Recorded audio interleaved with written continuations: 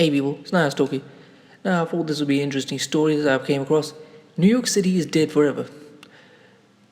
I love New York City. When I first moved to New York City, it was a dream come true. Every corner was like a theater production happening right in front of me. So much personality, so many stories. Every subculture I loved was in New York City. I could play chess all day and night. I could go to comedy clubs. I could start any type of business. I could meet people. I had family, friends, opportunities. No matter what happened to me, NYC was a net I could fall back on and bounce back up. I was completely dead, but New York City always bounces back up. No, not this time. But NYC is the center of the financial universe. Opportunities will flourish there again. Not this time. NYC has experienced worse. No, it hasn't. A Facebook group, Into the Unknown, formed a few weeks ago that was for people who were planning a move and wanted others to talk to and ask for advice from. Within 2 or 3 days, it had about 10,000 members. Every day I see more and more posts. I've been in NYC forever, but I guess this time I have to say goodbye. I've been screenshotting them from my scrapbook. 3 of the most important reasons to move to NYC: business opportunities, culture and food. Commercial real estate and colleges are also suffering. And of course friends, but everything I say below is even 1/10 of what I think, then there won't be as many opportunities to make friends. Business, Midtown Manhattan, the center of business in NYC, is empty. Even though people could go back to work, famous office buildings like the Time Life skyscraper are still 90% empty. Businesses realize they don't need their employees at the office. In fact, they realize they're even more productive without everyone back to the office. The Time Life building can handle 8,000 workers. Now it has maybe 500 workers back. What do you mean? A friend of mine said to me when I told him Midtown should be called Ghost Town. I'm in my office right now. What are you doing there? I asked. Packing up, he said, and laughed. I'm shutting it down. He works in the entertainment business. Another friend of mine works at a major investment bank as a managing director. Before the pandemic, he was at the office every day, sometimes working from 6 to 1 p.m., 6 a.m. to 10 p.m. Now he lives in Phoenix, Arizona. As of June, he told me, I've never even been to Phoenix. And then he moved there. He does all his meetings on Zoom. I was talking to a book editor who had been out of the city since early March. We've been all working fine. I'm not sure why we need to move back to the office. One friend of mine, Derek Halpern, was convinced he'd stay. He put up a Facebook post the other day saying he might go, he'll change his mind. In the last week, I watched a homeless person lose his mind and start attacking random pedestrians, including spitting on, throwing stuff, and swatting. I've seen single parents with a child asking for money for food, and then when someone gave them food, tossed food right back at them. I watched a man yell racist slurs at every single race of people while charging, and stopping before going too far. And worse, I've been living in New York City for about 10 years. It's definitely gotten worse, and there's no end in sight. My favorite park is Madison Square Park. About a month ago, a 19-year-old girl was shot and killed across the street. I don't think I have an answer, but I do think it's clear. It's time to move out of NYC. I'm not the only one who feels this way either. In my building alone, the rent has plummeted almost 3%. More people are moving away than ever before. So it's not goodbye yet, but as a lifelong New Yorker, I'm thinking about it. I picked his post out, but I could have picked one of dozens of others. People say NYC has been through worse and New York City has always come back. No and no.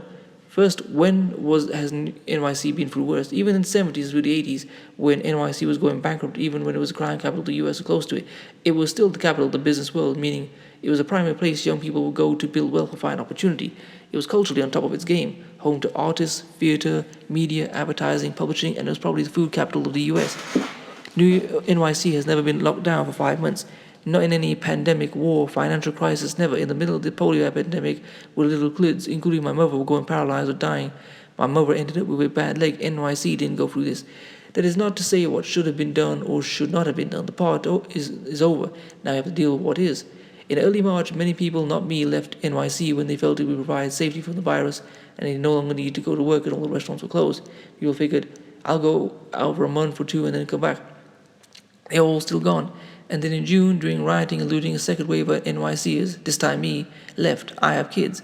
Nothing was wrong with the protest, but I was a little nervous when I saw videos of rioters after curfew trying to break into my building. Many people left temporarily, but there were also people leaving permanently. Friends of mine moved to Nashville, Miami, Austin, Denver, Salt Lake City, Austin, Dallas. Now a third wave of people are leaving, but they might be too late. Prices are down 30 to 50% on both rentals and sales, no matter what real estate people tell you, and rentals soaring in the second and third tier cities. I'm temporarily, though maybe permanently, in South Florida now. I've got my place, sight unseen. My wife Robin was looking at listings around Miami, and then she saw an area we had never been to before. We found 3 houses we liked. Let's just move on. Summary: businesses are remote and they aren't returning to the office, and it's a death spiral. The longer offices remain empty, the longer they will remain empty. In 2005, a hedge fund manager was visiting my office and said, in Manhattan, you practically trip over opportunities in the street. Now the streets are empty. Culture: I co-own a comedy club Stand Up New York on West 78th and Broadway. I'm very proud of the club and grateful to my fellow owners Danny Zoldan and Gabe Oldman and our manager John Borromeo. It's a great club, been around since 1986 and before that it was a theatre.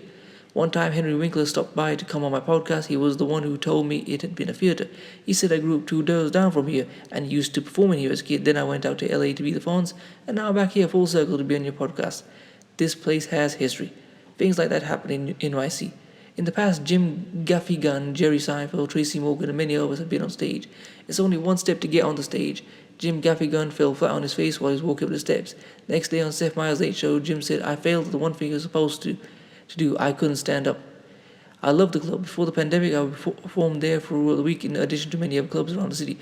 Also, the months before COVID-19, clubs in Chicago, Denver, San Jose, LA, Cincinnati, all over the Netherlands and other places. I miss it. We had a show in May, an outdoor show. Everyone social distance, but we were shut down by the police. I guess we were spreading humor during a very serious time. The club is doing something fun. They're doing shows outside in Central Park. This is a great idea. In a time like this, businesses need to give to the community, not complain and not take. That said, we have no idea when we'll open. Nobody has any idea. And the longer we close, the less chance we'll ever reopen profitably. Broadway is closed until at least the spring. Lincoln Center is closed and the museum is closed. Forget about the tens of thousands of jobs lost in these cultural centers. Forget even about the millions of dollars of tourist and tourist-generated revenues lost by the closing of these centers. There are thousands of performers, producers, artists, and the entire ecosystem of art, theater, production, and curation that surrounds these cultural centers. People have worked all their lives for the right to be able to perform even once on Broadway, whose lives and careers have just been put on hold. I get it, there was a pandemic. But the question now is, what happens next? And given the uncertainty, since there is no known answer, and given the fact that people, cities, economies loathe uncertainty, we simply don't know the answer. And that's a bad thing for New York City. Right now, Broadway is closed at least until early 2021, and there's supposed to be a series of rolling dates by which it will reopen. But is that true? We simply don't know. And what does that mean? And will it have to be only 25% capacity?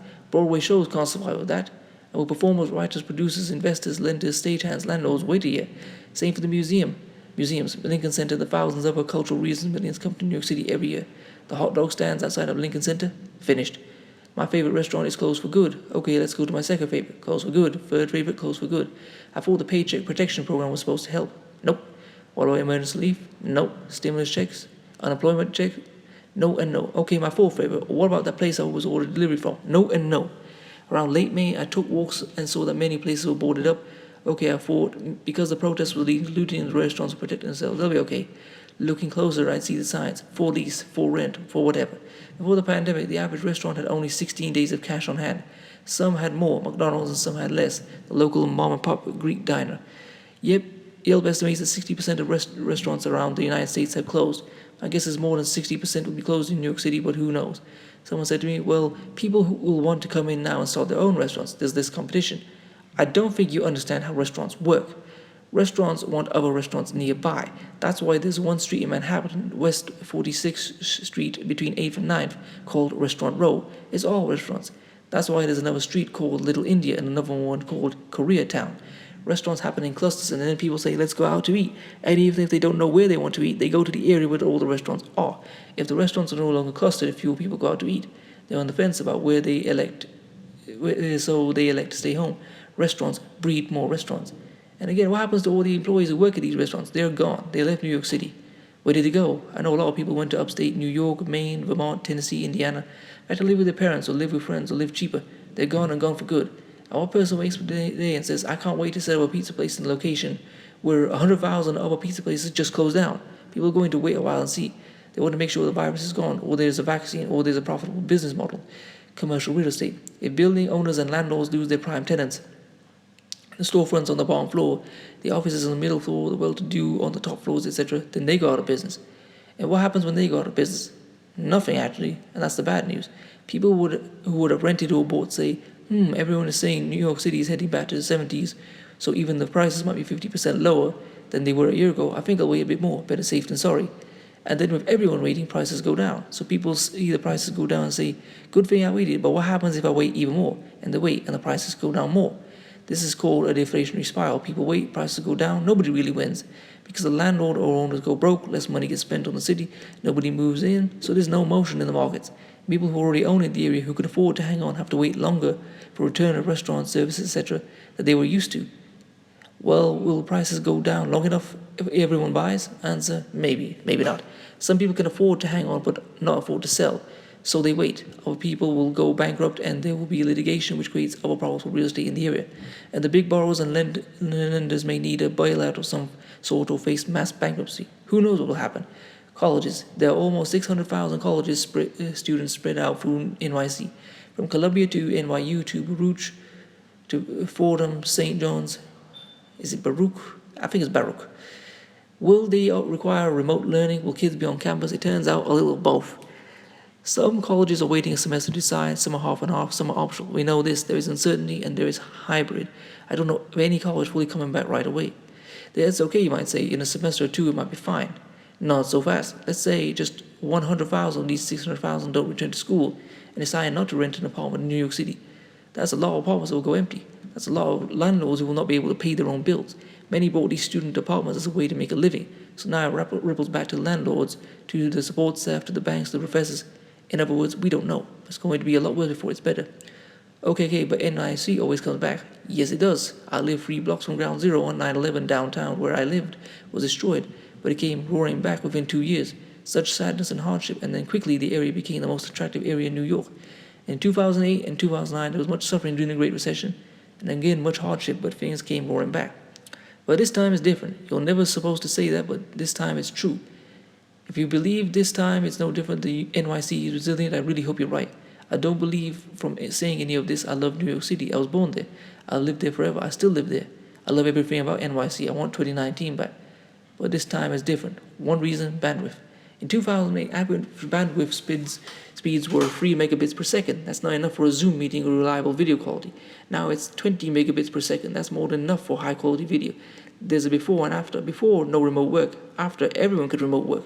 The difference between bandwidth can go faster, and that's basically it. People of New York City have moved completely into virtual worlds. The Time Life building doesn't need to fill up again. Wall Street can now stretch across every street instead of just one building in Manhattan. We're officially AB after bandwidth. And for the entire history of NYC and the world until then, we were BB, before bandwidth. Remote learning, remote meetings, remote offices, remote performance, remote everything. That's what is different. Everyone has spent the past 5 months adapting to a new lifestyle. Nobody wants to fly across the country for a 2-hour meeting when you can just do it just as well on Zoom. I can go see live comedy on Zoom. I can take classes from the best teachers in the world for almost free online, as opposed to paying $70,000 a year for a limited number of teachers who may or may not be good. Everyone has choices now. You can live in the music capital of Nashville. You can live in the next Silicon Valley of Austin. You can live in your hometown in the middle of wherever. And you can be just as productive, make the same salary, have higher quality of life with cheaper cost.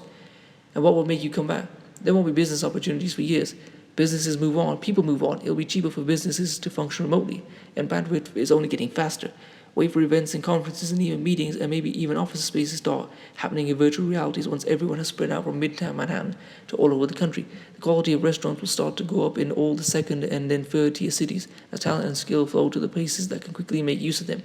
Ditto for cultural events. And then people will ask, wait a second, I was paying over 16% in state and city taxes, and these other states and cities have little or no taxes, and I don't have to deal with all the headaches of NYC. Because there are headaches in NYC, lots of them. It's just we sweep them under the table because so much else has been good there.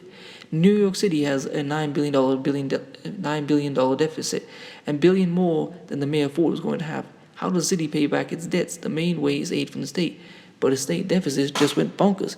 Another way is taxes. But if 900,000 estimated jobs are lost in NYC and tens of thousands of businesses, that means less revenue from taxes unless taxes are raised. Yet another way to pay back debt is tolls from the tunnels and bridges. But fewer people are commuting to work. How about the city-owned colleges? Fewer people are returning to colleges. What about property taxes? More people defaulting on their properties. What reason will people have to go back to NYC? I love my life in NYC. I have friends all over, people I've known for decades. I could go to my apartment and cross the street and Heroes of my comedy club. I can go up on stage and perform. I could go a few minutes by Uber and meet with anyone, or go play ping pong, or go to a movie and podcast, and people traveling through could come on my podcast. I could go out at night to my favorite restaurants and then see my favorite performers perform. I could go to the park and play chess. I could take advantage of all this wonderful city has to offer. No more. I hope you enjoyed that. Please comment, rate, share, and subscribe. Peace.